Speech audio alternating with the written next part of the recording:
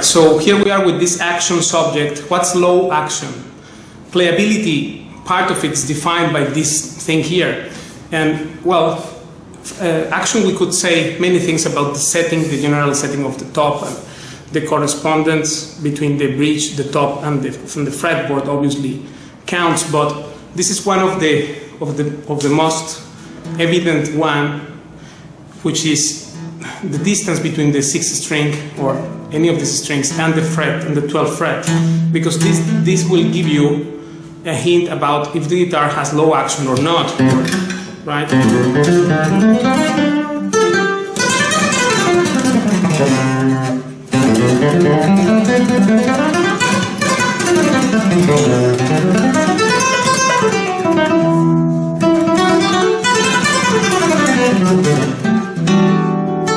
As the comfort of the left hand depends on this thing also as well. So this point here is very important to understand, because when this is high, and to that purpose, let's us explain it with the example of a guitar that has very high action, and this is the thing here. Look at the distance. Let me show you from near, if possible, this point here. You see? Well, first of all, this top is, you see, totally bent down. Right? The top is been sinking here in this point, and just look how much distance we have in here. So obviously, all over the fretboard is a disaster, this thing, because it's not easy to play at all, right? So this is one of the things that cause number 1 of injuries is bad technique, and cause number 2 of injuries is a guitar that has this kind of thing, right? Because it's too much effort, and you're all the time having to press too much.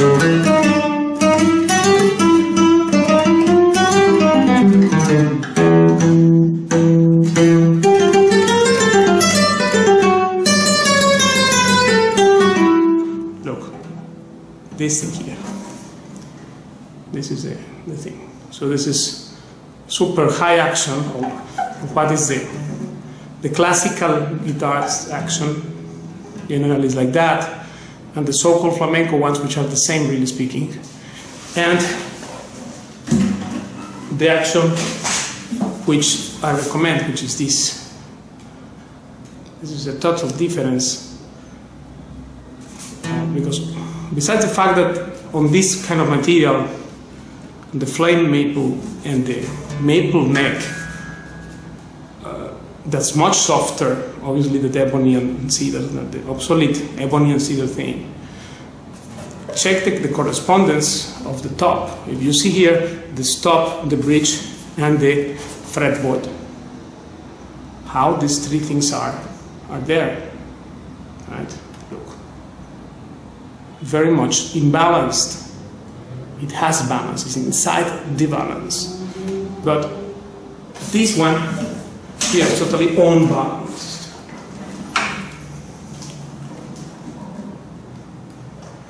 First of all, look at this. And now look. There is a gap here. There's a joke in Spain that this guitar is very high, and they said it has 5 minutes by car from this point to the string. So, meaning that it's too much of a high action, right? All the way. In fact, this is also even here, of course, right? But this is what's considered very, very high action. I do not, of course, I don't recommend this. I couldn't play this thing, right? Now, many factors are there, which, first of all, the top should not be bent or sinking like here, because it has to have perfect harmony between the top, the bridge, and the fretboard. This is called the setting. This is how it looks, a high action guitar. You see, it looks like this. Totally high, this, look.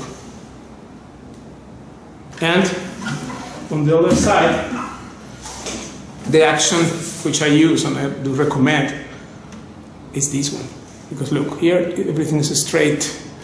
This is straight, not sinking at all, and it's very much easy to play. This is what playability affects everything, right? So this is one of the things. Then another to just get you briefly into every other topic, as your question is also about why I say this is different. Well, this is the liberated top inside, which are these arcs curved, which makes the top free. And this regular guitar does not have that, right? Just a normal guitar. This is one of the facts there. Plus, the sound portal makes also a unique instrument. And to me, everything that does not have the sound portal is just obsolete. It's outdated totally. Right? Now, then after that, then we can also observe that the bridge, this bridge, which besides having perfect measurement distance from the strings, is much wider, and it has two different wings of unvarnished extra flat maple. So the material is different, and also the design is different, and the accuracy is different, plus the carbon fiber knot. This is one thing here. And then of course, this allows to vibrate the stop. Vibrates in a very different way, because it's free. It's free inside, and also as far as the transducer, or what transmits the sound between the string and the top, has this extra flat thing on varnish, while on the same guitars, this is not the case. Here you can see, first of all, difference on the strings distances. Also too thicker. This is the same bridge. This is the same of what they even realize is the same bridge, which classical guitars have. And therefore, from this to the classical guitar's bridge is the same, really speaking. It has no difference. It has two equally gross wings, which are this and this are equal, this and this. Equal distance, and also equal on thickness, right? Well, this is one thing, and it's varnish. Then those tops, which are generally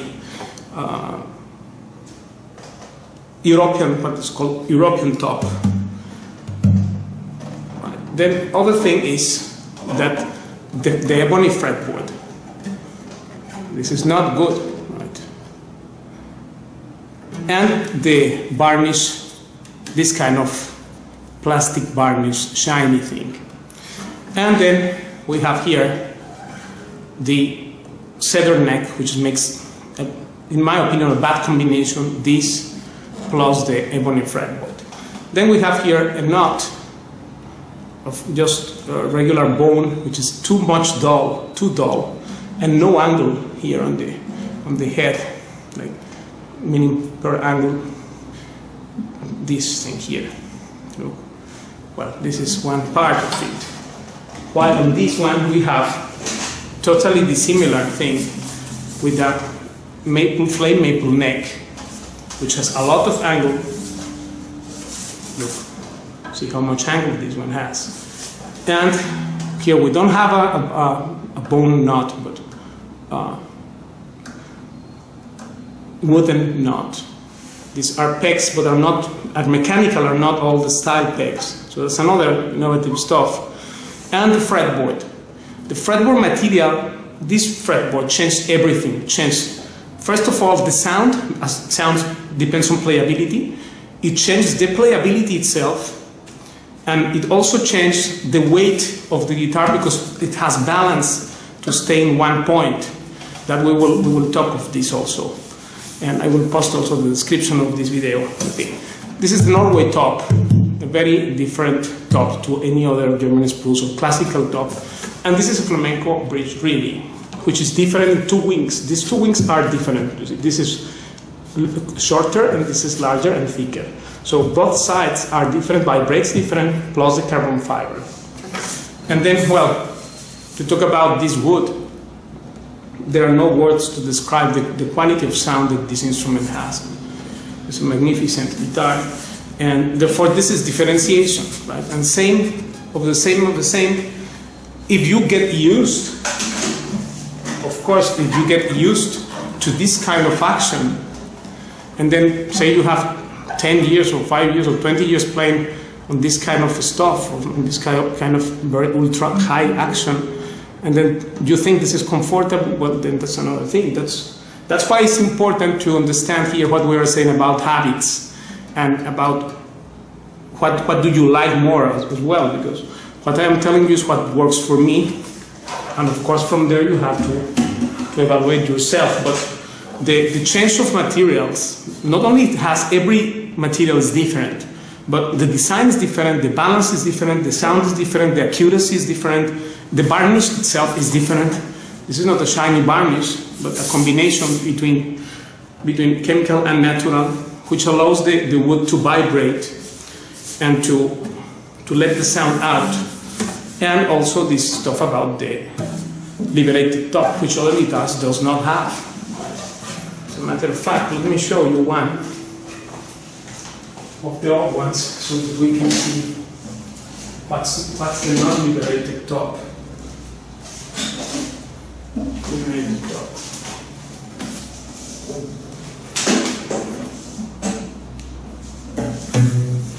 Yes. For example, in this guitar, here we can observe that the bars does not have any arcs inside. You see? This is an old one. This is an old one, which is also from the past, this guitar. Great guitar too, and there were previous steps to get to this revolutionary concept. But this one here does not have the liberated top, and this thing is what matters. Then, this was the evolution to it. And of course, as we need percussive, we need to have percussion stuff here, it changed everything. The bridge, everything you do on the bridge changed the guitar, obviously. That's just for sure. Now, another thing, which I want to mention, by the way, and with this we'll conclude, is that, as you see here, there are some bracings inside. The bracings which are on the top of the guitar, right here. In this case, you can see some of them. Right, these bracings, and of course, it has sometimes 5 or 7 depending on the model, and these are bars which are aligned like this. Right now, the order on which these fine bracing struts are glued when the guitar is made, the order specific in which they are glued to the top defines if the guitar will be male, female, mild male guitar, or a shiny tone or not so shiny, trebly or with more power, etc. And therefore, this is the real secret. And it has been obviously kept as a very high secret. In fact, very, very few persons know about this thing. And now these luthiers will say, oh, no, that's not true, but this is the easy way out to save face. Because anything you do on the top, and of course the bass side and the treble side, it matters the order. And this used to be a secret code passed from generation to generation to the officials or to the main disciples of the luthiers who passed this knowledge from one to another. And therefore, for example, Marcelo Barbero has different settings, but one of the most known ones with 5 bracings, inside, like this one, actually, here. This is the Barbero one, with other kind of liberated top, by the way. But if you see here, it has also an underbridge and 5 bracings inside. So, what's the password to glue this thing here? What's the password? Is it 1, 3, 2, 4, etc.? Obviously, we cannot put 1, 2, 3, 4, 5 like that, right? And then you will have to do, just to crack this password, it will take you forever. Hence, you have to do thousands and thousands of combinations to know what's the proper combination for this, right? To sound as it sounds. And that's why inside is the most important stuff of the guitar, really. because this is the soul of the guitar, and quality is defined right here.